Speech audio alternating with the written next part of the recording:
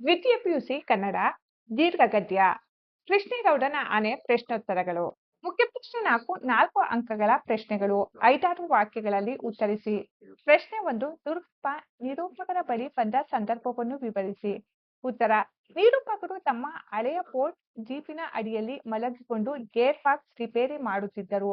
ಆ ಸಮಯದಲ್ಲಿ ಖಾಕಿ ಪ್ಯಾಂಟ್ ಧರಿಸಿದ ವ್ಯಕ್ತಿಯೊಬ್ಬರು ಅವರ ಕಡೆಗೆ ಬರುತ್ತಿರುವುದನ್ನು ಅವರು ಗಮನಿಸಿದರು. ಆತ ಬೂಟ್ ಹಾಕಿರದ ಕಾರಣ ಆತ ಬೇರೆ ಇಲಾಖೆಯವನಿರಬಹುದು ಎಂದುಕೊಂಡು ತಮ್ಮ ಕೆಲಸ ಮುಂದುವರಿಸಿದರು. ಬಂದ ವ್ಯಕ್ತಿ ನಿರೂಪಕರ ಗಮನ ಸೆಳೆಯಲು 2 ಬಾರಿ ಕೆಮ್ಮಿದಾಗ ಅವರು ಯಾರೆಂದು ವಿಚಾರಿಸಿದರು. ಆಗ ಆತ ಲೈನ್ಮ್ಯಾನ್ ದುರ್ಗಪ್ಪ ಎಂದು ತಿಳಿಯಿತು. ಹಾಗೂ ಆತ ಇನಾಮು ಅಥವಾ ಚಂದ ಕೇಳಲು ಬಂದಿರಬಹುದೆಂದು ನಿರೂಪಕರು ಯೋಚಿಸಿದರು. ಆದರೆ ದುರ್ಗಪ್ಪನು ಕೃಷ್ಣೇಗೌಡನ ಆನೆ ಲೈನ್ ಮೇಲೆ ಮರ ಮುರಿದು ಹಾಕಿದ್ದು ಅದನ್ನು ಕಡಿಯಲು ಕೊಡಲಿ ಬೇಕೆಂದು ಕೇಳಲು ಬಂದಿದ್ದನು. ಪ್ರಶ್ನೆ 2. ನಿರೂಪಕರು ಕೊಡಲಿ ವಸೂಲಿ ಮಾಡಲು ಹೋಗಲಿಲ್ಲವೇಕೆ? ವಿವರಿಸಿ. ಉತ್ತರ: ನಿರೂಪಕರಿಂದ ಕೊಡಲಿ ತೆಗೆದುಕೊಂಡು ಹೋದ ದುರ್ಗಪ್ಪ 3-4 ದಿನಗಳಾದರೂ ಅದನ್ನು ವಾಪಸ್ ತಂದು ಕೊಡಲಿಲ್ಲ. ಆ ಕೊಡಲಿಯು ಸುಳ್ಳು ಹೇಳಿ ಕದ್ದುಕೊಂಡು ಹೋಗುವಷ್ಟು ಬೆಲೆ ಬಾಳುವ ಅಮೂಲ್ಯವಾದ ವಸ್ತುವೇನೂ ಆಗಿರಲಿಲ್ಲ. ಮಣ್ಣು ಒಡ್ಡರು ಕೆಲಸ ಮಾಡುವಾಗ ಕಲ್ಲು ಮಣ್ಣು ಎನ್ನದೆ ಕಡಿದು ಅದರ ಮುಂಭಾಗ ಹಿಂಭಾಗ ಗೊತ್ತಾಗದಂತೆ ಅದನ್ನು ಹಾಳು ಮಾಡಿದ್ದರು. ಈಗ ಅದನ್ನು ಸುತ್ತಿಗೆ ಎಂದು ಕರೆಯಬಹುದಾಗಿದ್ದರಿಂದ ಅದರಲ್ಲಿ ದುರ್ಗಪ್ಪ ಹೇಗೆ ಮರ ಕಡಿಯುತ್ತಾನೆಯೋ ಎಂದು ನಿರೂಪಕರಿಗೆ ಆಶ್ಚರ್ಯವಿತು. ಆ ಕೊಡಲಿಯನ್ನು ಅವನೇ ಹುಡುಕಿ ಒಯ್ದಿದ್ದರಿಂದ ಮೊಂಡು ಕೊಡಲಿ ಕೊಟ್ಟರೆಂದು ಆತ ನಿರೂಪಕರನ್ನು ದೂಷಿಸುವಂತಿರಲಿಲ್ಲ. ಆ ಕೊಡಲಿ ಕಳೆದು ಹೋದರೂ ನಿರೂಪಕರಿಗೆ ದುಃಖವಾಗುತ್ತಿರಲಿಲ್ಲ. ವಾದ್ದರಿಂದ ಅವರು ಅದನ್ನು ವಸೂಲಿ ಮಾಡುವ ಗೋಜಿಗೆ ಹೋಗಲಿಲ್ಲ. ಪ್ರಶ್ನೆ 3. ಕೃಷ್ಣೇಗೌಡರ ಆನೆ ಹುಟ್ಟಿ ಬೆಳೆದ ಬಗೆಯನ್ನು ವಿವರಿಸಿ. ಅದು ಪೇಟೆಯಲ್ಲಿ ಏನು ಮಾಡುತ್ತಿತ್ತು? ಉತ್ತರ: ಕೃಷ್ಣೇಗೌಡರ ಆನೆ ಕಾಡಿನಿಂದ ಹಿಡಿದು ತಂದು ಪಳಗಿಸಿದ ಆನೆ ಅಲ್ಲ.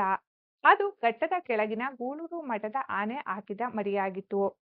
ಅದು ಹುಟ್ಟಿದ್ದು ಬೆಳೆದಿದ್ದು ಎಲ್ಲ ಊರಿನಲ್ಲಿ, ಜನಗಳ ಮಧ್ಯೆಯೇ. ಹಾಗಾಗಿ ಅದಕ್ಕೆ ಕಾಡಿನ ಬಗೆಯಾಗಲಿ ಕಾಡಿನಲ್ಲಿರುವ ಇತರ ಕಾಡಾನೆಗಳ ಬಗೆಯಾಗಲಿ ಏನೂ ತಿಳುವಳಿಕೆ ಇರಲಿಲ್ಲ. ಅದು ಮೂರುಗೆರೆಯ ಪೇಟೆಗೆ ಎಷ್ಟೊಂದು ಒಗ್ಗಿತೆಂದರೆ ಯಾವ ಲಂಗು ಲಗಾಮು ಇಲ್ಲದೆ ದನಕರುಗಳ ರೀತಿಯಲ್ಲಿ ಪೇಟೆಯೊಳಗೆ ತಿರುಗುತ್ತಿತ್ತು. ಸ್ಕೂಲ್ ಮಕ್ಕಳು ಅದರ ಹತ್ತಿರ ಬರಲು ಹೆದರುತ್ತಿದ್ದ ಕಾರಣ ಅವರು ದೂರದಿಂದಲೇ ಗೌರಿ ಎಂದು ಕೂಗಿದರೆ ಸಾಕು, ಕೃಷ್ಣೇಗೌಡರ ಆನೆ ಸೊಂಡಿಲೆತ್ತಿ ಸಲಾಂ ಮಾಡುತ್ತಿತ್ತು. ದಾರಿ ಬದಿಯ ಪೆಟ್ಟಿಗೆ ಅಂಗಡಿಗಳವರು ಹಣ್ಣು ಕಚ್ಚಾದ ಬಾಳೆಗೊನೆಗಳ ದಿಂಡು ಸಿಪ್ಪೆಗಳನ್ನು ಜಜ್ಜಿದ ಹಾಳಾದ ಹಣ್ಣುಗಳನ್ನು ಅದಕ್ಕೆ ಕೊಡಲು ಇಡುತ್ತಿದ್ದರು. ಹಾಗಾಗಿ ಆನೆ ಕಾಯಂ ಆಗಿ ಎಲ್ಲ ಪೆಟ್ಟಿಗೆ ಅಂಗಡಿಗಳ ಬಳಿಗೂ ಹೋಗಿ ಅವನ್ನೆಲ್ಲ ಸೊಂಡಿಲಿನಲ್ಲಿ ತಕೊಂಡು ತಿನ್ನುತ್ತಿತ್ತು. ಪ್ರಶ್ನೆ 4. ಆನೆ ಮತ್ತು ಮಾವುತ ವೇಲಾಯುಧನನ್ನು ಸಾಗಿಸಲು ಮಠದವರು ಹವಣಿಸಿದ್ದೇಕೆ? ಉತ್ತರ: ಕೃಷ್ಣೇಗೌಡರ ಆನೆ ಊರಿನಲ್ಲಿ ಇತರ ದನಕರುಗಳಂತೆ ಲಂಗು ಲಗಾಮಿಲ್ಲದೆ ಪೇಟೆಯೊಳಗೆ ತಿರುಗುತ್ತಿತ್ತು. ಆದರೆ ಇದಕ್ಕೂ ಮೊದಲು ಅದು ಗೂಳೂರು ಮಠದ ಜಗದ್ಗುರುಗಳನ್ನು ಹೊರುವ ಕಾಯಕ ನಿರ್ವಹಿಸುತ್ತಿತ್ತು. ಮಠದ ಜಗದ್ಗುರುಗಳನ್ನು ಜನರು ಯಾವಾಗ ಅಡ್ಡ ಪಲ್ಲಕ್ಕಿಯಲ್ಲಿ ಹೊರಲು ಪ್ರಾರಂಭಿಸಿದರೋ ಆಗ ಆನೆ ನಿರುಪಯುಕ್ತ ಎನಿಸತೊಡಗಿತು. ಆನೆಯ ಜೊತೆಗೆ ಆನೆಯ ಮಾವುತ ವೇಲಾಯುಧನೂ ಕೂಡ ನಿರುಪಯುಕ್ತನಾಗಿದ್ದ. 24 ಗಂಟೆಯೂ ಕುಡಿದು ಇರುತ್ತಿದ್ದ ವೇಲಾಯುಧ ಮಠದ ಸಾತ್ವಿಕ ವಾತಾವರಣಕ್ಕೂ ದೊಡ್ಡ ತಲೆನೋವಾಗಿದ್ದ. ಒಮ್ಮೆ ಆತನ ದುರ್ನಡತೆಗಾಗಿ ಛೀಮಾರಿ ಹಾಕಿಸಿ ಓಡಿಸಿದಾಗ ಆನೆ ಅನೇಕ ದಿನಗಳವರೆಗೆ ಯಾರ ಮಾತನ್ನು ಕೇಳದೆ ಊಟವನ್ನು ವರ್ಜಿಸಿತು. ಆಗ ಕೇಳದವರೆಗೂ ಹುಡುಕಿಕೊಂಡು ಹೋಗಿ ಮಠದವರು ಆತನನ್ನು ಕರೆದುಕೊಂಡು ಬಂದಿದ್ದರು. ಹೀಗೆ ಬಂದವನು ಆನೆ ಇರುವವರೆಗೂ ನನ್ನ ಅನಿವಾರ್ಯತೆಯನ್ನು ಮನಗಂಡು ಮಠಕ್ಕೆ ಇನ್ನಷ್ಟು ಕಿರುಕುಳವನ್ನು ಕೊಡಲು ಆರಂಭಿಸಿದ. ಹಾಗಾಗಿ ಆನೆ ಮತ್ತು ಮಾವುತ ವೇಲಾಯುಧನನ್ನು ಸಾಗಹಾಕಲು ಮಠದವರು ಹವಣಿಸುತ್ತಿದ್ದರು. ಪ್ರಶ್ನೆ 5. ಎಲ್ಲರ ನಿರೀಕ್ಷೆ ಸುಳ್ಳಾಗುವಂತೆ ಕೃಷ್ಣೇಗೌಡ ಆನೆಯನ್ನು ಹೇಗೆ ಸಾಕಿದನು? ಉತ್ತರ: ಎಲ್ಲ ತರದ ವ್ಯವಹಾರಗಳನ್ನು ಮಾಡಿ ಎಲ್ಲದರಲ್ಲೂ ನಷ್ಟ ಅನುಭವಿಸಿ ಸೋತು ಹೋಗಿದ್ದ ಕೃಷ್ಣೇಗೌಡರು ಆನೆಯನ್ನು ತಂದಾಗ ಇಲ್ಲಿಗೆ ಆತನ ಕತೆ ಮುಗಿದಂತೆಯೇ ಎಂದು ಊರಿನ ಜನರೆಲ್ಲ ತೀರ್ಮಾನಿಸಿದರು. ಆನೆ ಸಾಕುವುದು ಎಂದರೆ ಎಲೆಕ್ಷನ್ನಿಗೆ ನಿಂತ ಹಾಗೆ. ಮನೆ ಮಠ ಸಂಪೂರ್ಣ ಹಾಳು ಮಾಡಿಕೊಂಡು ಹೆಂಡತಿ ಮಕ್ಕಳ ಬಾಯಿಗೆ ಮಣ್ಣು ಹಾಕುವ ಕ್ಷಿಪ್ರ ಮಾರ್ಗ ಇದೆಂದು ಜನರೆಲ್ಲರೂ ದೃಢವಾಗಿ ನಂಬಿದ್ದರು. ಆದರೆ ಜನರ ನಿರೀಕ್ಷೆ ಸುಳ್ಳಾಗುವಂತೆ ಕೃಷ್ಣೇಗೌಡ ಮಠದಲ್ಲಿ ಬರೀ ಒಣ ಹುಲ್ಲು ಮೊಸರನ್ನ ತಿಂದು ಸೊರಗಿದ ಆನೆಗೆ ಬಯನೆ ಸೊಪ್ಪು, ಹಸಿ ಹುಲ್ಲು, ಹಿಂಡಿ, ಬೆಲ್ಲ, ಗೆಣಸು ಎಲ್ಲ ಕೊಟ್ಟು ಕೃಷ್ಣೇಗೌಡ ಪಗಡುದಸ್ತಾಗಿ ಬೆಳೆಸಿದ. ಆನೆ ಮರ ಎಳೆದು ತಂದ ಬಾಡಿಗೆಯಿಂದ ಕೃಷ್ಣೇಗೌಡನಿಗೆ ಒಳ್ಳೆಯ ಲಾಭವೂ ಕೂಡ ಬಂತು. ಕೃಷ್ಣೇಗೌಡ ದುಡ್ಡಿನ ಮುಖ ನೋಡಿದ್ದೇ ಆನೆ ಬಂದ ಮೇಲಿಂದ. ಪ್ರಶ್ನೆ 6. ಕಾಡಾನೆಗಳ ಹಾವಳಿ ನಿರೂಪಕರಿಗೆ ಅನುಭವಕ್ಕೆ ಬಂದದ್ದು ಹೇಗೆ? ಉತ್ತರ. ಒಮ್ಮೆ ನಿರೂಪಕರ ಮನೆ ನಲ್ಲಿಗೆ ಹಾಕಿದ ಪೈಪಿನಲ್ಲಿ ನೀರು ಬರುವುದು ನಿಂತು ಹೋಗಿತ್ತು. ಮನೆಯ ಪಕ್ಕದ ಗುಡ್ಡದ ಮೇಲಿನ ಒರತೆಗೆ ನೇರ ಪೈಪ್ ಹಾಕಿ ನೀರು ಬರುವಂತೆ ಮಾಡಿಕೊಂಡಿದ್ದರು. ಪೈಪಿನೊಳಗೆ ಆಗೀಗ ಕಪ್ಪೆಗಳೋ ನೀರು ಹಾವುಗಳೋ ನುಗ್ಗಿ ಸಿಕ್ಕಿಕೊಂಡು ನೀರು ಬರಲು ಅಡಚಣೆ ಒಡ್ಡುತ್ತಿದ್ದವೇನೋ ಎಂಬುದು ಅವರ ಊಹೆ ಆಗಿತ್ತು. ಹಾಗೆ ಆಗಿರಬಹುದೆಂದು ತಿಳಿದು ಪೈಪಿನ ಉದ್ದಕ್ಕೂ ನೋಡುತ್ತಾ ಹೋದರು. ಕೊಂಚ ದೂರದೊಳಗೆ ಪೈಪ್ ಇಡಲು ಮಾಡಿದ್ದ ದಾರಿ ಎಲ್ಲ ಗುಂಡಿ ಬಿದ್ದು ಪೈಪ್ಗಳು ಪುಡಿಪುಡಿಯಾಗಿ ಗುಂಡಿಯ ಒಳಗೆ ಹುದುಗಿ ಹೋಗಿದ್ದು ಕಾಣಿಸಿತು. ಗುಂಡಿ ಒಳಗೆಲ್ಲ ನೀರು ತುಂಬಿಕೊಂಡು ತೇವದ ನೆಲದಲ್ಲಿ ಆನೆಗಳು ಹೆಜ್ಜೆ ಇಟ್ಟರೆ ಸಣ್ಣ ಸಣ್ಣ ಬಾವಿಗಳೇ ನಿರ್ಮಾಣವಾಗುತ್ತವೆ ಎಂದಾಗಲಿ, ಪೈಪ್ಗಳು ಪುಡಿಪುಡಿಯಾಗಿ ಪಾತಾಳದವರೆಗೆ ಹುದುಗಿ ಹೋಗುತ್ತವೆ ಎಂದಾಗಲಿ ನಿರೂಪಕರಿಗೆ ಅಂದಾಜೇ ಇರಲಿಲ್ಲ. ಎಲ್ಲರೂ ಆನೆ ಕಾಟ ಎಂದು ಕೂಗಾಡುವವರೆಗೂ ನಿರೂಪಕರು ಮಾತ್ರ ಯಾರೋ ಒಬ್ಬ ಮನುಷ್ಯ ಈ ಕೆಲಸ ಮಾಡಿರಬೇಕೆಂದು ಯೋಚಿಸಿದರು. ಹೀಗೆ ಕಾಡಾನೆಗಳ ಹಾವಳಿ ನಿರೂಪಕರಿಗೆ ಅನುಭವಕ್ಕೆ ಬಂತು. ಪ್ರಶ್ನೆ 7. ಅರಣ್ಯ ಇಲಾಖೆಯ ಶತ್ರುಗಳ ಕಾರ್ಯಭಾರವನ್ನು ನಾಗರಾಜ್ ವಿವರಿಸಿದ್ದು ಹೇಗೆ? ಉತ್ತರ. ಕೊಡಲಿ ಬಿಡಿಸಿಕೊಂಡು ಬರಲು ನಿರೂಪಕರು ಫಾರೆಸ್ಟರ್ ನಾಗರಾಜ್ ಕಚೇರಿಗೆ ಹೋದಾಗ ಆತ ಅರಣ್ಯ ಇಲಾಖೆಯ ಶತ್ರುಗಳ ಬಗ್ಗೆ ಮಾತನಾಡುತ್ತಾರೆ. ಪಿಡಬ್ಲ್ಯೂ, ವಿದ್ಯುತ್ ಮತ್ತು ಟೆಲಿಫೋನ್ ಇಲಾಖೆಯವರೇ ಅರಣ್ಯ ಇಲಾಖೆಯ ನಂಬರ್ 1 ಶತ್ರುಗಳಾಗಿದ್ದಾರೆ. ಪಿಡಬ್ಲ್ಯೂ ರವರು ರಸ್ತೆಗೆ ಕಾರು ಚಲಾಯಿಸಲು ರಸ್ತೆ ಬದಿಯ ಮರಗಳನ್ನೇ ಕಡಿದು ಸೌದೆ ಮಾಡಿಕೊಳ್ಳುತ್ತಾರೆ. ವಿದ್ಯುತ್ ಮತ್ತು ಟೆಲಿಫೋನ್ ಇಲಾಖೆಯವರು ಲೈನ್ ಎಳೆಯುವ ನೆಪದಲ್ಲಿ ಕಾಡು ಕಡಿದು ಹಾಳು ಮಾಡುತ್ತಿದ್ದಾರೆ. ಲೈನ್ ಕ್ಲಿಯರ್ ಮಾಡುವ ಹೆಸರಿನಲ್ಲಿ ಮರ ಕಡಿಯುವ ಇವರ್ಯಾರೂ ಮನೆಗೆ ಸೌದೆ ಕೊಂಡುಕೊಳ್ಳುತ್ತಿಲ್ಲ. ಇವರನ್ನು ಹೀಗೆ ಬಿಟ್ಟರೆ ಫಾರೆಸ್ಟ್ ಇಲಾಖೆ ಮುಚ್ಚಬೇಕಾಗುತ್ತದೆ ಎಂದು ನಾಗರಾಜ್ ತನ್ನ ಅಸಹಾಯಕತೆ ವಿವರಿಸಿದನು. ಪ್ರಶ್ನೆ 8. ನಿದ್ರೆ ಬಂಪರಿನಲ್ಲಿದ್ದ ಡ್ರೈವರ್ ಪರಂಧಾಮಕ್ಕೆ ಹೋದ ಸಂದರ್ಭವನ್ನು ವಿವರಿಸಿ. ಉತ್ತರ. ಸರ್ಕಾರದ ಕಾನೂನುಗಳು ನಿಬಂಧನೆಗಳು ಬಿಗಿಯಾಗಿದ್ದರಿಂದ ಶಿವೇಗೌಡರ ಸಾಮಿಲ್ನ ಕಳ್ಳನಾಟ ಸಾಗಿಸುವ ಅರ್ಧಕ್ಕರ್ಧ ಕೆಲಸವೆಲ್ಲ ರಾತ್ರಿಯೇ ನಡೆಯುತ್ತಿತ್ತು. ಹೀಗೆ ಒಂದು ದಿನ ಮರದ ದಿಮ್ಮಿಗಳನ್ನು ಇಳಿಸಲು ರಾತ್ರೋರಾತ್ರಿ ಕೃಷ್ಣೇಗೌಡರ ಆನೆಯನ್ನು ಕರೆದುಕೊಂಡು ಹೋಗಲಾಗಿತ್ತು. ಆನೆಯ ಮಾವುತ ವೇಲಾಯುಧ ಮಿತಿಮೀರಿ ಕುಡಿಯುತ್ತಿದ್ದರಿಂದ ಲಾರಿ ಮತ್ತು ನಾಟಗಳಿಗೆ ಕಟ್ಟಿದ್ದ ಹಗ್ಗವನ್ನು ಬಿಚ್ಚಲು ಮರೆತಿದ್ದನು. ಆ ಸಮಯದಲ್ಲಿ ಲಾರಿಯ ಕ್ಲೀನರ್ ಚಹಾ ಕುಡಿಯಲು ಹೋಟೆಲ್ಗೆ ಹೋಗಿದ್ದರಿಂದ ಕ್ಯಾಬಿನ್ನಲ್ಲಿ ಡ್ರೈವರ್ ಒಬ್ಬನೇ ಸ್ಟೇರಿಂಗ್ ಮೇಲೆ ತಲೆಯಿಟ್ಟು ನಿದ್ರೆ ಮಂಪರಿನಲ್ಲಿ ತೂಗಡಿಸುತ್ತಿದ್ದನು. ಹಗ್ಗ ಬಿಡದೆ ವೇಲಾಯುಧ ಲಾರಿಯ ಮೇಲಿದ್ದ ದಿಮ್ಮಿಗಳನ್ನು ತಳ್ಳಿ ಉರುಳಿಸಲು ಆನೆಗೆ ಆದೇಶ ನೀಡಿದನು. ಆನೆ ದಿಮ್ಮಿಗಳನ್ನು ತಳ್ಳಿದಾಗ ನಾಟಗಳು ಉರುಳದೆ ಲಾರಿಯ ಸಮೇತ ಒಂದು ಕಡೆ ವಾಲಲು ಆರಂಭಿಸಿತು. ಆಗ ನಿದ್ದೆಯಿಂದೆಚ್ಚೆತ್ತ ಡ್ರೈವರ್ಗೆ ಪ್ರಪಂಚವೇ ತಲೆಕೆಳಗಾಗುತ್ತಿದೆ ಎನಿಸಿತು. ಲಾರಿ ಮೆಲ್ಲಗೆ ವಾಲುತ್ತಾ ಉರುಳುತ್ತಿದ್ದರಿಂದ ಡ್ರೈವರ್ಗೆ ಪ್ರಾಣಾಪಾಯವಾಗುವ ಸಂಭವವೇ ಇರಲಿಲ್ಲ. ಆದರೆ ಕ್ಯಾಬಿನ್ನಲ್ಲಿದ್ದ ಮಣಭಾರದ ಲಾರಿ ಜಾಕ್ ದಪ್ಪನೆ ಅವನ ಬುರುಡೆಯ ಮೇಲೆ ಬಿದ್ದ ಹೊಡೆತಕ್ಕೆ ತಲೆ ಜಜ್ಜಿ ಹೋಗಿ ಆತ ಕಮಕ್ ಕಿಮಕ್ ಎನ್ನದೆ ಅಲ್ಲಿಯೇ ಪರಂಧಾಮಕ್ಕೆ ಹೋದನು. ಪ್ರಶ್ನೆ 9. ಡ್ರೈವರ್ ಸಾವಿನ ಸುದ್ದಿಯನ್ನು ಶಿವೇಗೌಡ ಮತ್ತತಿಯರು ಹೇಗೆ ಮುಚ್ಚಿ ಹಾಕಿದರು? ಉತ್ತರ. ಕುಡಿದ ಮತ್ತಿನಲ್ಲಿದ್ದ ವೇಲಾಯುಧ ಹಗ್ಗ ಬಿಚ್ಚದೆ ದಿಮ್ಮಿ ತಳ್ಳಲು ಆನೆಗೆ ಹೇಳಿದಾಗ ಲಾರಿ ಉರುಳಿ ಡ್ರೈವರ್ ಸಾವನ್ನಪ್ಪಿದ. ಸಾಗಿಸುತ್ತಿದ್ದ ನಾಟವು ಕಳ್ಳ ಮಾಲಿನದ್ದಾಗಿದ್ದರಿಂದ ಈ ವಿಷಯವು ಪೊಲೀಸರಿಗೆ ಗೊತ್ತಾದರೆ ಜೈಲು ಸೇರಬೇಕಾಗಬಹುದು ಎಂಬ ಭಯ ಶಿವೇಗೌಡರನ್ನು ಆವರಿಸಿತು. ಆಗ ಸಿಟ್ಟುಗೊಂಡು ಶಿವೇಗೌಡರು ವೇಲಾಯುಧನಿಗೆ ಕುಡುಕ ಸೂಳೆ ಮಗನೇ, ಎಂಥ ಕಂಠಾಂತರ ತಂದಿಟ್ಟೆ ನೋಡು ಎಂದು ಬೈದರು. ಡ್ರೈವರ್ ಸತ್ತಿರುವುದನ್ನು ಯಾರಿಗೂ ಹೇಳದೆ ಬೆಳಗಾಗುವುದರೊಳಗೆ ಲಾರಿಯನ್ನು ಸರಿಯಾಗಿ ನಿಲ್ಲಿಸಿ ಎಲ್ಲ ಕುರುಹುಗಳನ್ನು ಅಳಿಸಿ ಹಾಕಲಾಯಿತು. ಲಾರಿ ಟ್ರಿಪ್ಪಿಗೆ ಹೋದ ದಿಕ್ಕಿನಲ್ಲೆಲ್ಲ ಆ ಡ್ರೈವರ್ಗೆ ಒಂದೊಂದು ಸಂಸಾರ ಇದ್ದದ್ದರಿಂದ ಆ 17 ಜನರಲ್ಲಿ ಯಾರು ಅಧಿಕೃತ ಯಾರು ಅನಧಿಕೃತ ಎಂದು ನಿರ್ಧರಿಸಲಾರದೆ ಕ್ಲೀನರ್ ಯಾರಿಗೂ ವಿಷಯ ತಿಳಿಸಲು ಹೋಗಲಿಲ್ಲ. ಯಾರು ದೂರು ನೀಡದ ಕಾರಣ ಕಾನೂನಿನ ಕ್ರಮ ಯಾರ ಮೇಲೂ ಜಾರಿಯಾಗದೆ ಶಿವೇಗೌಡ ಮತ್ತು ಕೃಷ್ಣೇಗೌಡರು ಸೇರಿ ಈ ಪ್ರಕರಣವನ್ನು ಯಶಸ್ವಿಯಾಗಿ ಮುಚ್ಚಿಹಾಕಿದರು. ಈ ಸಾವಿಗೆ ಆನೆಯೇ ಕಾರಣವೆಂದು ಸುಳ್ಳು ಸುದ್ದಿ ಹಬ್ಬಿಸಿ ಡ್ರೈವರ್ನ ಶವವನ್ನು ಮರದ ಒಟ್ಟಿನಲ್ಲಿ ಸುಟ್ಟು ಹಾಕಿದರೆಂದು ದುರ್ಗಪ್ಪ ಹೇಳುತ್ತಾನೆ. ಪ್ರಶ್ನೆ 10. ದುರ್ಗಪ್ಪನಿಗೆ ಲೈನ್ಮನ್ ಕೆಲಸ ರೋಸಿ ಹೋಗಲು ಕಾರಣವೇನು? ಉತ್ತರ. ದುರ್ಗಪ್ಪನಿಗೆ ಶಿವೇಗೌಡರ ಸಾಮಿಲ್ ಎದುರು ಹೋಗಿದ್ದ ಕಳಸ ಲೈನ್ ನೋಡಿಕೊಳ್ಳುವ ಜವಾಬ್ದಾರಿ ನೀಡಲಾಗಿತ್ತು. ಆ ವಿದ್ಯುತ್ ಲೈನ್ ಇಡೀ ಮೂಡುಗೆರೆಗೆ ಅತ್ಯಂತ ತರಲೆ ಲೈನ್ ಎಂದು ಹೆಸರುವಾಸಿಯಾಗಿತ್ತು. ಒಂದು ಕಡೆ ಹಳೆಕೋಟೆ ಗೌಡಳ್ಳಿ ಬೈರಾಪುರದವರೆಗೆ, ಇನ್ನೊಂದು ಕಡೆ ಬಣಕಲು ನೀಡಾವಳೆ ಜಾವಳಿಯವರೆಗೆ ಕಗ್ಗಾಡಿನ ನಡು ಆ ಲೈನ್ ನುಗ್ಗಿ ನುಸುಳಿ ಹೋಗಿತು. ಕಾಡಿನ ಯಾವ ಮೂಲೆಯಲ್ಲಿ ಮರದ ಕೊಂಬೆ ಮುರಿದು ಬಿದ್ದರೂ, ಎಲ್ಲಿ ಬಾವಲಿಗಳು ಸಿಕ್ಕಿಕೊಂಡರೂ ಇಡೀ ಲೈನ್ ಕಟ್ ಆಗುತ್ತಿತ್ತು.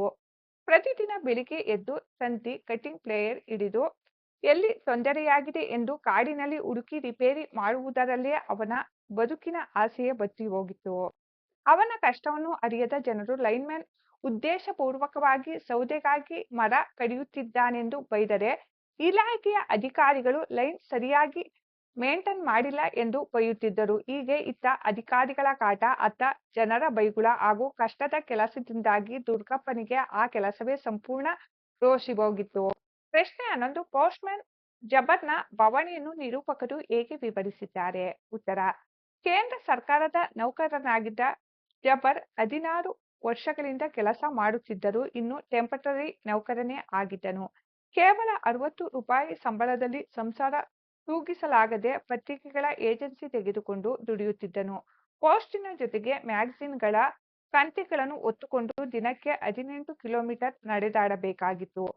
ನಿರೂಪಕರು ಕೂಡ ಅವನ ತಿರುಗಾಟವನ್ನು ಗಮನಿಸಿ ಲೆಕ್ಕ ಹಾಕಿ, ಅವನ ಮೂಗಿನ ನ್ಯಾರಕ್ಕೆ ನೆಟ್ಟಗೆ ನಡೆದಿದ್ದರೆ ಇಡೀ ಭೂಮಂಡಲವನ್ನೇ ಸುತ್ತಿ ಬರಬಹುದಾಗಿತ್ತು ಎಂದು ಹೇಳಿದ್ದರು.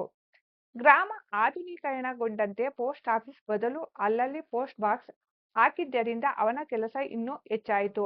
ಪೋಸ್ಟ್ ಬಟವಾಡೆ ಮಾಡಲು ಹೋದಾಗಲೆಲ್ಲ ಜನರ ಮನೆಗಳ ಮುಂದಿದ್ದ ನಾಯಿಗಳಿಂದ ಕಚ್ಚಿಸಿಕೊಳ್ಳಬೇಕಾಗಿತ್ತು. ನಾಯಿ ಕಚ್ಚಿದಾಗಲೆಲ್ಲ ಪ್ರಾಣ ಭಯದಿಂದ 14 ಇಂಜೆಕ್ಷನ್‌ಗಳನ್ನು ಒಟ್ಟಿಗೆ ಚುಚ್ಚಿಕೊಳ್ಳುವ ಸ್ಥಿತಿ ಅವನದಾಗಿತ್ತು. ಪ್ರಶ್ನೆ 13 ಬೀದಿ ನಾಯಿಗಳ ನಿವಾರಣೆಗೆ ಖಾನ್ ಸಾಹೇಬರು ತೆಗೆದುಕೊಂಡ ಕ್ರಮಗಳ್ಯಾವುವು? ಉತ್ತರ: ಬೀದಿ ನಾಯಿಗಳ ಹಾವಳಿಯನ್ನು ನಿಯಂತ್ರಿಸಲು ಮುನ್ಸಿಪಾಲಿಟಿಯಿಂದ ಸಾಧ್ಯವಾದಷ್ಟು ಪ್ರಯತ್ನ ಮಾಡುತ್ತಿದ್ದೇವೆ ಎಂದು ಖಾನ್ ಸಾಹೇಬರು ಹೇಳುತ್ತಾರೆ. ಹೀಗಂತ ನಾಯಿಗಳನ್ನು ಶೂಟ್ ಮಾಡಿಸಿದ್ದೇವೆ ಮತ್ತು ಪಾಯ್ಸನ್ ತರಿಸಿ ಹಾಕಿಸಿದ್ದೇವೆ ಎಂದು ಅವರು ಸಮಜಾಯಿಷಿ ನೀಡುತ್ತಾರೆ. ಆದರೆ ಈ ಬಾರಿ ತರಿಸಿದ ನಾಯಿಯ ವಿಷ ಅಷ್ಟೊಂದು ಪರಿಣಾಮಕಾರಿಯಾಗಿರಲಿಲ್ಲ.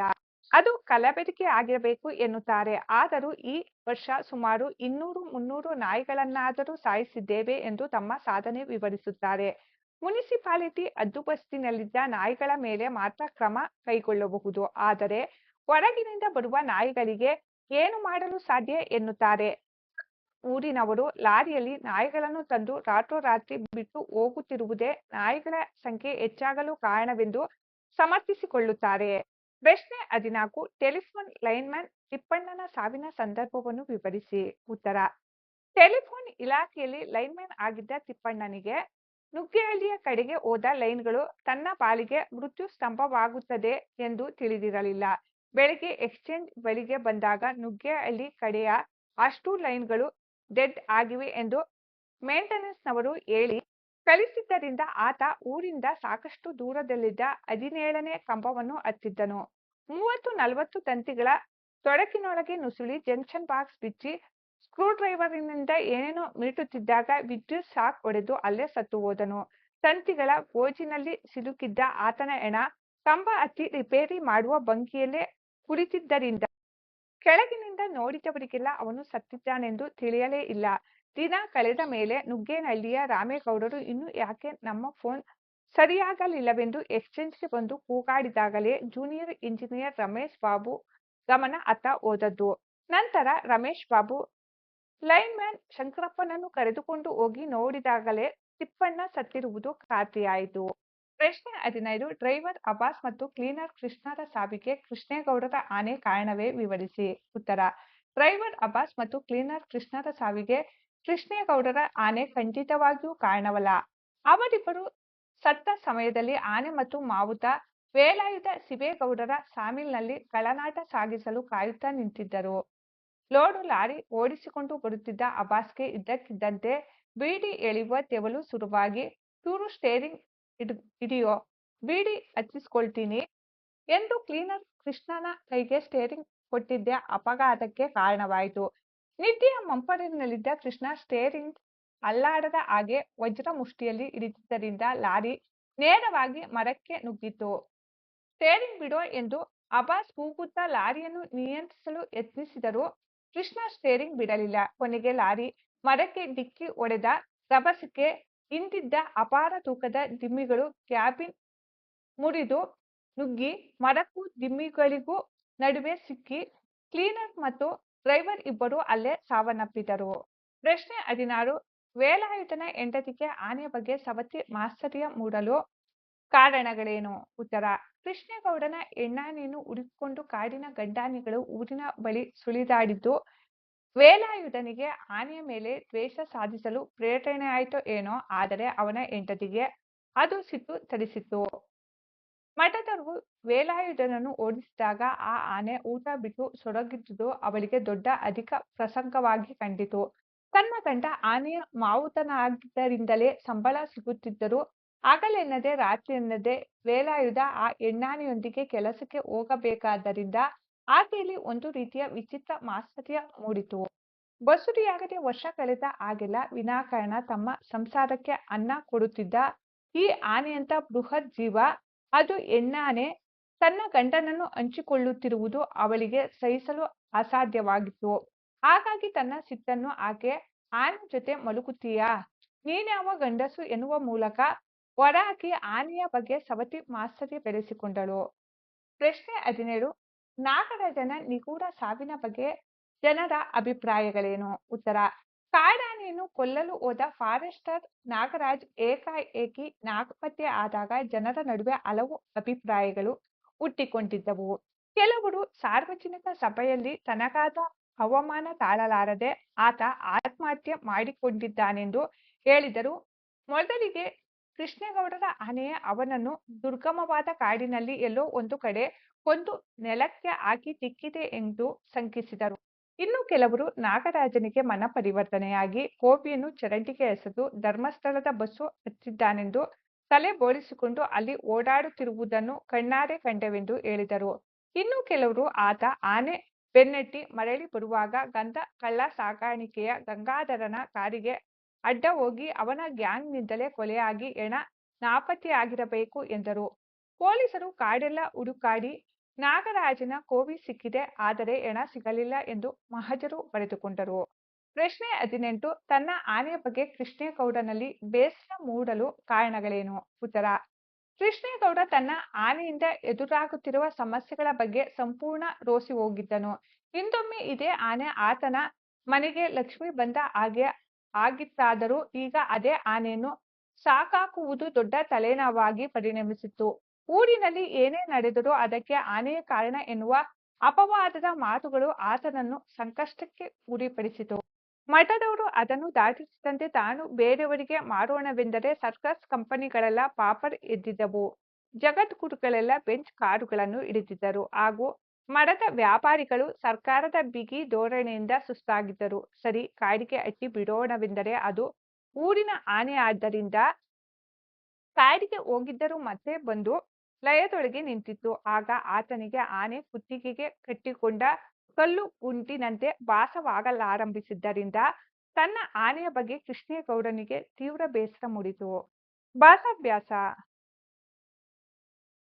1. ನಾಟಿ, ನಾಟು, ನಾಟ.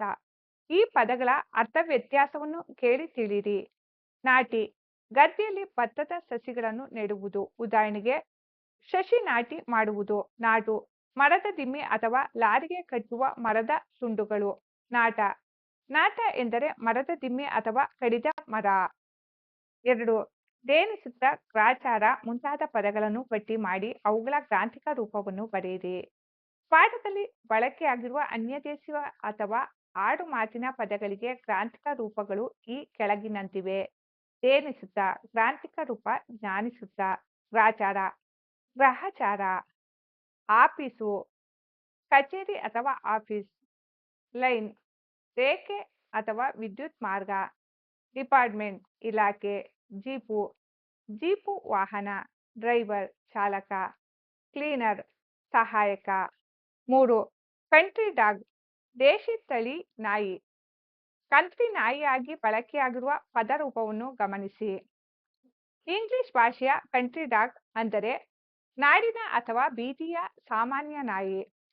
ಎಂಬ ಪದವು ಕನ್ನಡದ ಆಡು ಭಾಷೆಯಲ್ಲಿ ಕಾಲಕ್ರಮೇಣ ತಿರುಗಿ ಕಂತ್ರಿ ನಾಯಿ ಎಂದು ಬಳಕೆಗೆ ಬಂದಿದೆ. ಅಂದರೆ ಬೇರೆ ದೇಶದ ತಳಿಯಲ್ಲದ ಸ್ಥಳೀಯ ಅಥವಾ ಬೀದಿಯಲ್ಲಿ ಅಲೆಯುವ ನಾಯಿಯ ಎಂಬರ್ಥದಲ್ಲಿ ಇದು ರೂಢಿಯಲ್ಲಿದೆ. 4 ಇವುಗಳಿಗೆ ನಾನಾರ್ಥ ರೂಪಗಳನ್ನು ಬರೆಯಿರಿ. ಆಡಿ, ಆಟವಾಡು, ಆಡಿ ಮಾತನಾಡು. ಕಳೆ, ಕಾಂತಿ, ಕಳೆ, ಅನಪೇಕ್ಷಿತ ಗಿಡಗಳನ್ನು ತೆಗೆ. ಬಗೆ, ವಿಧ ಅಥವಾ ರೀತಿ, ಬಗೆ, ಮನಸ್ಸು, ಯೋಚನೆ. ಇಡಿ, ಮುಷ್ಟಿ, ಪ್ರಮಾಣ, ಇಡಿ, ಕೈಪಿಡಿ, ಇಡಿಕೆ. ಹದ್ದು, ಅಕ್ಕಿ, ಹದ್ದು, ಮಿತಿ ಅಥವಾ ಹದ್ದುಬಸ್ತು. 5 ಕೃಷ್ಣೇಗೌಡನ ಆನೆ ಕಥೆಯಲ್ಲಿ ನಿರೂಪಕ ಬಳಸುವ ನುಡಿಗಟ್ಟುಗಳನ್ನು ಗಮನಿಸಿ ಅವುಗಳ ಅರ್ಥ ತಿಳಿದುಕೊಳ್ಳಲು ಯತ್ನಿಸಿ. ನುಡಿಗಟ್ಟು: ತುತ್ತೂರಿಯುವುದು. ಅರ್ಥ: ಸುಳ್ಳು ಹೇಳಿ ಹಬ್ಬಿಸು, ದೊಡ್ಡದಾಗಿ ಮಾತನಾಡು. ನುಡಿಗಟ್ಟು: ತರ್ಪಣ ಬಿಡು, ತ್ಯಜಿಸುವುದು, ಸಂಪೂರ್ಣವಾಗಿ ತೊರೆಯುವುದು. ನುಡಿಗಟ್ಟು: ನರಪೇತಲೆ ನಾರಾಯಣ. ಅರ್ಥ: ಬಡಕಲು ಮೈಯಬ್ಬನು, ತೀರ ಕೃಶವಾದ ಹಾಗೂ ಅಶಕ್ತನಾದ ವ್ಯಕ್ತಿ. ನುಡಿಗಟ್ಟು: ಗಾಳಿ ಸುದ್ದಿ ಹಬ್ಬು. ಅರ್ಥ: ವದಂತಿಗಳನ್ನು ಹರಡು.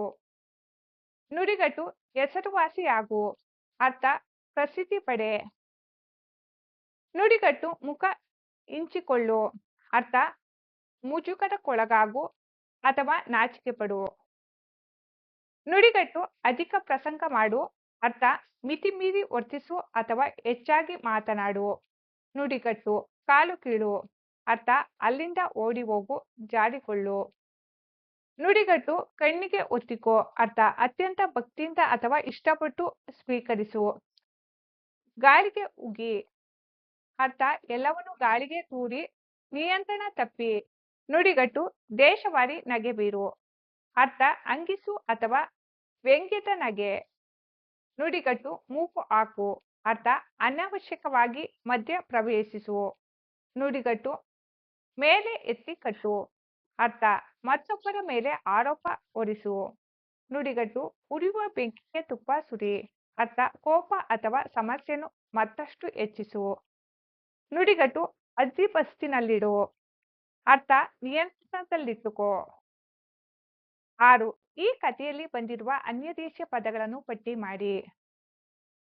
ಪಾಠದಲ್ಲಿ ಬಳಕೆಯಾಗುತ್ತಿರುವ ಇಂಗ್ಲಿಷ್ ಹಾಗೂ ಇತರ ಭಾಷೆಯ ಪದಗಳು: office, line, jeep, driver, clear, election, police, magazine, post, exchange, Jack, engineer, company.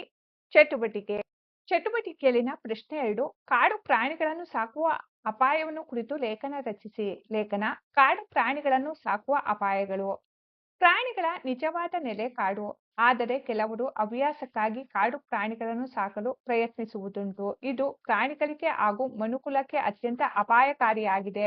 ಪ್ರಮುಖ ಅಪಾಯಗಳು: ಅತಿಕ್ರಮಣಕಾರಿ ಸ್ವಭಾವ. ಕಾಡು ಪ್ರಾಣಿಗಳು ಎಷ್ಟೇ ಪಳಗಿಸಿದರೂ ತಮ್ಮ ಮೂಲ ಸ್ವಭಾವ ಬಿಡುವುದಿಲ್ಲ. ಅನಿರೀಕ್ಷಿತವಾಗಿ ಮನುಷ್ಯರ ಮೇಲೆ ದಾಳಿ ಮಾಡಿ ಪ್ರಾಣಾಪಾಯ ಉಂಟು ಮಾಡಬಹುದು. ಆರ್ಥಿಕ ಹೊರೆ. ಬೃಹತ್ ಪ್ರಾಣಿಗಳ ಆಹಾರ ಮತ್ತು ಆರೋಗ್ಯ ನಿರ್ವಹಣೆಯು ಮಾಲೀಕರಿಗೆ ದೊಡ್ಡ ಆರ್ಥಿಕ ಹೊರೆಯಾಗಿ ನಿರ್ವಹಿಸುತ್ತದೆ. ಉದಾಹರಣೆಗೆ ಕೃಷ್ಣೇಗೌಡರ ಆನೆ. ಕಾನೂನು ಬಾಹಿರ ಅಪರಾಧ. ವನ್ಯಜೀವಿ ಸಂರಕ್ಷಣಾ ಕಾಯ್ದೆಯ ಪ್ರಕಾರ ಕಾಡು ಪ್ರಾಣಿಗಳನ್ನು ಸಾಕುವುದು ಅಥವಾ ಬಂಧನದಲ್ಲಿಡುವುದು ಶಿಕ್ಷಾರ್ಹ ಅಪರಾಧವಾಗಿದೆ. ಪ್ರಾಣಿಗಳ ಯಾತನೆ. ಮುಕ್ತವಾಗಿರಬೇಕಾದ ಪ್ರಾಣಿಗಳನ್ನು ಗೂಡಿನಲ್ಲಿ ಅಥವಾ ಸರಪಳಿಯಲ್ಲಿ ಬಂಧಿಸುವುದರಿಂದ ಅವು ಮಾನಸಿಕವಾಗಿ ನೊಂದಿ ಆರೋಗ್ಯ ಕಳೆದುಕೊಳ್ಳುತ್ತವೆ.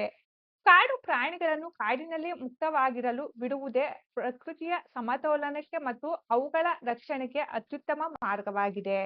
ಚಟುವಟಿಕೆಯಲ್ಲಿನ ಪ್ರಶ್ನೆ 3 ಇತ್ತೀಚೆಗೆ ಪಟ್ಟಣ ಪ್ರದೇಶಗಳಲ್ಲಿ ಹೆಚ್ಚುತ್ತಿರುವ ಆನೆಗಳ ಹಾವಳಿ ಬಗ್ಗೆ ಮಾಹಿತಿ ಸಂಗ್ರಹಿಸಿ ಲೇಖನ ರಚಿಸಿ. ಲೇಖನ: ಇತ್ತೀಚೆಗೆ ಪಟ್ಟಣ ಪ್ರದೇಶಗಳಲ್ಲಿ ಹೆಚ್ಚುತ್ತಿರುವ ಆನೆಗಳ ಹಾವಳಿ. ಇತ್ತೀಚಿನ ದಿನಗಳಲ್ಲಿ ಆನೆಗಳು ನಾಡಿನ ಹಾಗೂ ಪಟ್ಟಣ ಪ್ರದೇಶಗಳಿಗೆ ನುಗ್ಗಿ ಅಪಾರ ಹಾನಿ ಮಾಡುತ್ತಿರುವುದು ಸಮಾಜದ ಗಂಭೀರ ಸಮಸ್ಯೆಯಾಗಿದೆ. ಆನೆಗಳು ನಾಡಿಗೆ ನುಗ್ಗಲು ಪ್ರಮುಖ ಕಾರಣಗಳು: ಅರಣ್ಯನಾಶ. ಮಾನವನ ಸ್ವಾರ್ಥಕ್ಕಾಗಿ ಕಾಡುಗಳು ಕರಗಿ ಆನೆಗಳು ತಮ್ಮ ಸ್ವಾಭಾವಿಕ ಆವಾಸ ಸ್ಥಾನವನ್ನು ಕಳೆದುಕೊಳ್ಳುತ್ತಿವೆ. ಆಹಾರದ ಕೊರತೆ. ಕಾಡಿನಲ್ಲಿ ನೀಲಗಿರಿಯಂಥ ಅನುಪಯುಕ್ತ ಮರಗಳನ್ನು ನೆಟ್ಟಿರುವುದರಿಂದ ತಿನ್ನಲು ಆಹಾರ ಸಿಗದೆ ಆನೆಗಳು ನಾಡಿಗೆ ಬರುತ್ತಿವೆ. ಸಂಚಾರ ಮಾರ್ಗಗಳಿಗೆ ಅಡಚಣೆ. ಆನೆಗಳು ಸಂಚರಿಸುತ್ತಿದ್ದ ಸಾಂಪ್ರದಾಯಿಕ ಕಾರ್ಯಪಥಗಳಿಗೆ ಜನವಸತಿಗಳು ತಲೆ ಎತ್ತಿರುವುದರಿಂದ ಅವು ದಾರಿ ತಪ್ಪುತ್ತಿವೆ. ದುಷ್ಪರಿಣಾಮಗಳು ಹಾಗೂ ಪರಿಹಾರ. ಆನೆಗಳ ದಾಳಿಯಿಂದ ಕೃಷಿ ನಾಶವಾಗಿ ರೈತರು ನಷ್ಟ ಅನುಭವಿಸುತ್ತಿದ್ದಾರೆ ಮತ್ತು ಪ್ರಾಣಹಾನಿಯೂ ಆಗುತ್ತಿದೆ. ಇದನ್ನು ತಡೆಯಲು ಅರಣ್ಯ ಒತ್ತುವರಿ ತಡೆದು ಆಳವಾದ ಕಂದಕ ಹಾಗೂ ಸೌರ ಬೇಲಿಯನ್ನು ಅಳವಡಿಸಬೇಕು. ಪ್ರಕೃತಿಯೊಂದಿಗೆ ಸಹಬಾಳ್ವೆ ನಡೆಸುವುದನ್ನು ಕಲಿತುಕೊಂಡರೆ ಮಾತ್ರ ಮಾನವ ಮತ್ತು ವನ್ಯಜೀವಿಗಳ ನಡುವೆ ಸಂಘರ್ಷವನ್ನು ಪರಿಹರಿಸಲು ಸಾಧ್ಯ.